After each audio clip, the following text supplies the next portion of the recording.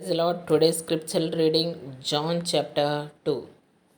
On the third day, a wedding took place at Cana in Galilee. Jesus' mother was there, and Jesus and his disciples had also been invited to the wedding. When the wine was gone, Jesus' mother said to him, "They have no more wine."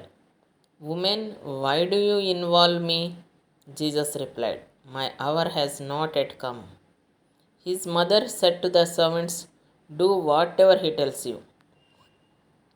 Nearby stood 6 stone water jars, the kind used by the Jews for the ceremonial washing, each holding from 20 to 30 gallons. Jesus said to the servants, "Fill the jars with water." So they filled them to the brim. Then he told them, "Now draw some out and take it to the master of the banquet." They did so. And the master of the banquet tasted the water that had been turned into wine. He didn't realize where it had come from, though the servants who had drawn the water knew. Then he called the bridegroom aside and said, "Everyone brings out the choice wine first, and then the cheaper wine after the guests have had too much to drink.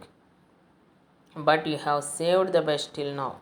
What Jesus did here in Cana of Galilee was the first of the signs through which he revealed his glory, and his disciples believed in him.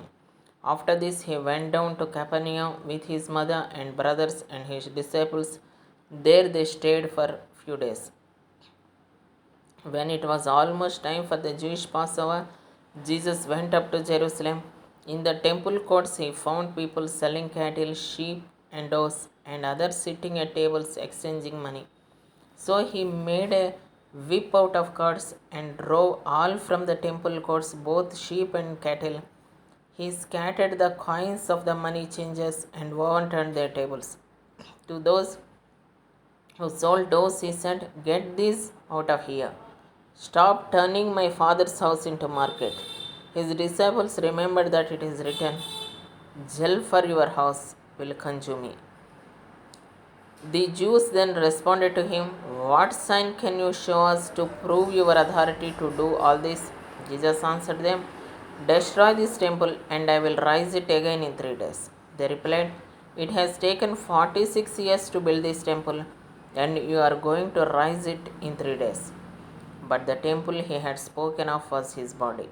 After he was raised from the dead, his disciples recalled what he had said. Then they believed the scripture and the words that Jesus had spoken.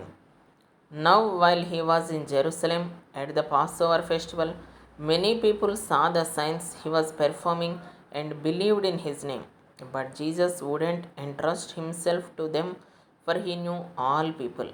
He didn't need any testimony about mankind, for he knew what was in each person. Amen.